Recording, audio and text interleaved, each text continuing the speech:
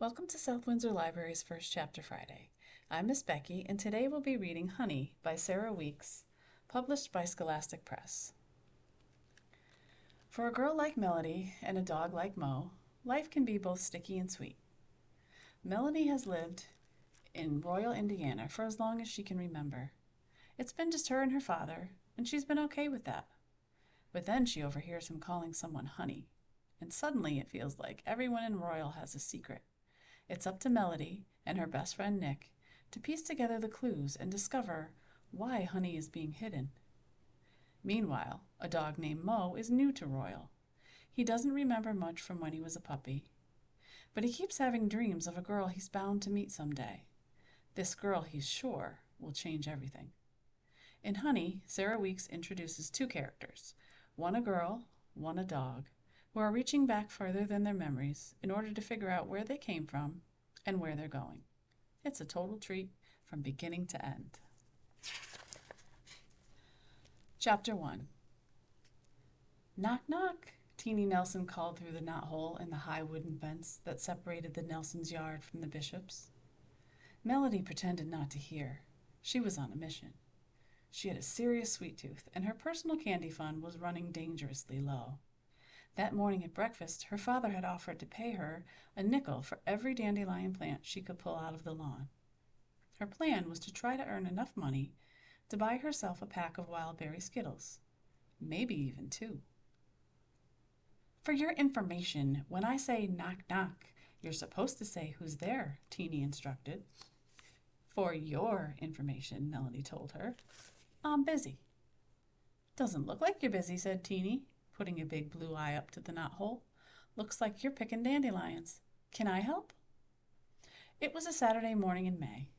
The weather in Royal, Indiana had been unseasonably warm for weeks, and the promise of summer hung in the air. A pair of cardinals was busy building a nest in a rhododendron near the northeast corner of the Bishop's house, and somewhere down the street a lawnmower droned like a giant bumblebee. You'll need to use the weed fork, Melanie's father had explained. You have to get the whole root, otherwise the dandelion will grow back. The good news was the front yard was chock full of dandelions. The bad news, Melody quickly discovered, was that she had significantly underestimated how stubborn a dandelion root could be. She had already been out in the yard for half an hour when Teeny showed up, and had yet to successfully pull out a single plant with the root still attached. I said, can I help? Teeny repeated. She had scrambled up the fence and was hanging over the top now. Her round face made her plump pink cheeks look like two dinner rolls sitting on a plate. Melody sighed. Maybe your mother needs help with something at your house, she hinted. One of the many annoying things about Teeny Nelson was that she couldn't take a hint. Another was that she asked too many questions. How come you're wearing gloves? Because I don't want to get my hands dirty, Melody answered. How come your hair's so short? Because I like it that way. Aren't you scared people will think you're a boy? I don't care what people think, Melody said. Teeny Nelson had on a white tank top with pink lace trim, and her long blonde hair was pushed back off her forehead with a sparkly plastic headband. Melody didn't own anything sparkly. She wore jeans in the winter and cutoffs in the summer, sneakers year-round, and on top, either a t-shirt or one of her father's old button-down shirts, untucked with the sleeves rolled up. Melody jammed the weed fork into the ground beside a large dandelion as Teeny taunted, I know something you don't know.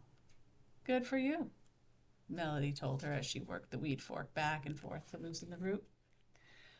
Aren't you going to ask me what it is? No. It's about you, said Teeny, hoping to entice her. Still no, said Melody. She couldn't imagine what Teeny Nelson could possibly know that would be of any interest to her.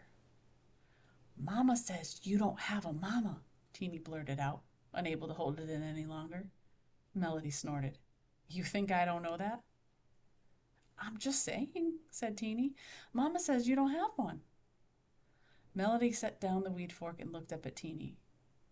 Not that it's any of your beeswax, but my mother died when I was born, so I did have a mother. I just don't anymore. It was not a particularly sensitive subject for Melody. The fact that she didn't have a mother was simply that, a fact.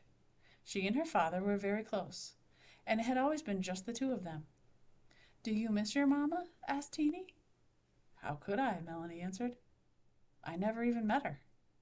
"Who cooks dinner for you?" "My dad." "Who tucks you in at night?" asked Teeny. "No one," said Melody. "I'm too old to be tucked in." "Guess how old I am." "I don't have to guess. I know how old you are. You're 6. "No, I'm not," insisted Teeny. "I'm going on 7. Melody gathered her a handful of leaves and began gently pulling, trying to ease the dandelion plant out of the ground without breaking off the root. No such luck.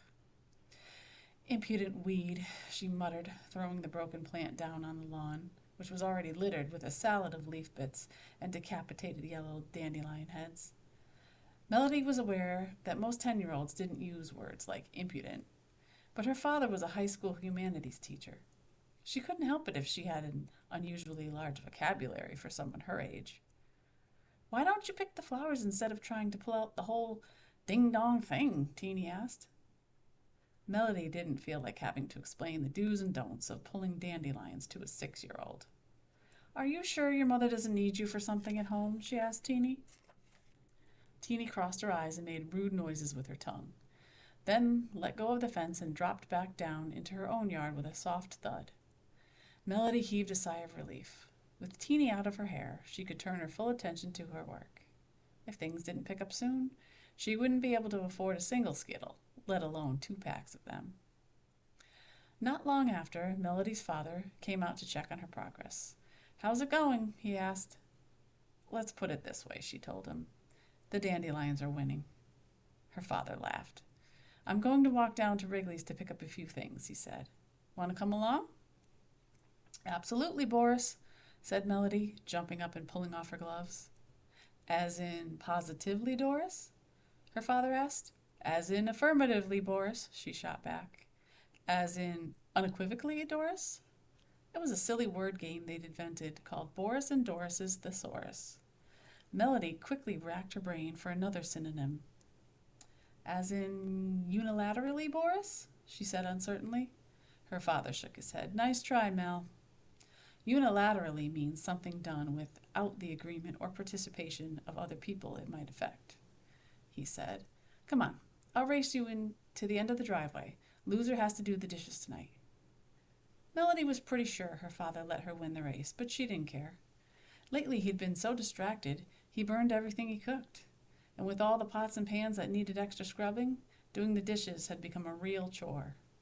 And his tendency to burn things wasn't the only unusual thing she'd noticed about his behavior lately. He'd been whistling "You Are My Sunshine" pretty much non-stop for weeks. And just that morning, he let the bathtub overflow for the 2nd time.